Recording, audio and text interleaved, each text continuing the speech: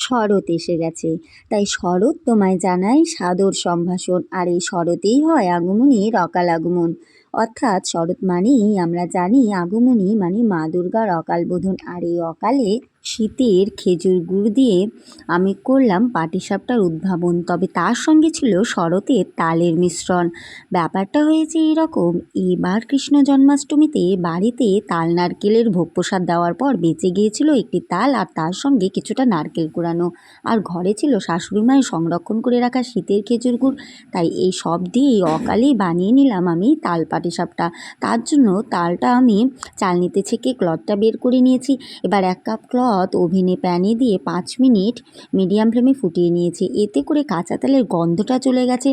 আর দুদিনের মধ্যে আমার বাড়িতে আত্মীয় চলে এসেছিলো, তাদের হাতে আমি এই পাটিসাপটা দিয়েছিলাম।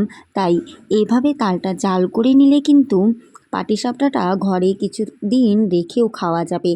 আর কোড়া নারকেলটা দুধের সঙ্গে মিশিয়ে আমি নারকেল ক্ষীর বানিয়ে নিয়েছি। এবার পাটিসাপটার গোলাটা গুলিয়ে দিলেন আমার শাশুড়ি মা।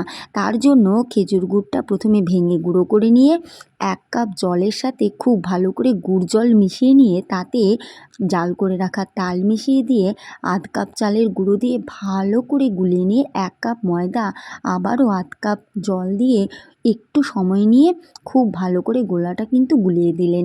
এবারও 1 কাপ ফুটিয়ে রাখা দুধ ঠান্ডা করে নিয়ে সমগ্র গোলার সঙ্গে খুব ভালো করে মিশিয়ে নিয়ে ব্যাটারটা কিন্তু ভালোভাবে গুলিয়ে দিলেন আমায়। এবার 45 মিনিট থেকে 1 ঘন্টার মতো আমি ঢাকা দিয়ে রেখেছিলাম গোলাটা। এবার 45 মিনিট পর ঢাকাটা খুলে আমি একটি হাতলের সাহায্যে আবারও একটু নাড়িয়ে চাড়িয়ে নিয়ে ওভেনে প্যান বসিয়ে বেগুন ব্রাশ দিয়ে তেল একটু ব্রাশ করে নিয়ে এভাবে কিন্তু গোলাটা দেখুন আমি দিয়ে দিলাম। গোলাটা একটু টেনে আসলেই নারকেল ক্ষীরটা দিয়ে মিডিয়াম ফ্লেমে 1 মিনিট রেখে দেখুন এভাবে কিন্তু আস্তে আস্তে তালের পাটিসাপটাটা আমি সাপটাচ্ছিলাম। একটু বেঁকে গেলেও পাটিসাপটাটা কিন্তু ভালোই হয়েছে। আর এভাবেই এক এক করে থালা ভর্তি করে আমি কিন্তু বানিয়ে নিলাম তালের পাটিসাপটা। তবে গোলাটা গুলতে গুলতে আমার শাশুড়ি মা কিন্তু আমায় বলছিলেন যে তালের পাটিসাপটাটা কি আদৌ হবে? আমি কিন্তু কখনো বানাইনি। আর আমি বললাম আমিও বানাইনি। তবে যাই হোক না কেন, মা অকাল বোধিকাকে স্মরণ করে এই অকাল পাটিসাপটা পরপর প্যানে দিয়ে দেখুন খুব সুন্দরভাবে বানিয়ে আমি কিন্তু নামিয়ে নিলাম।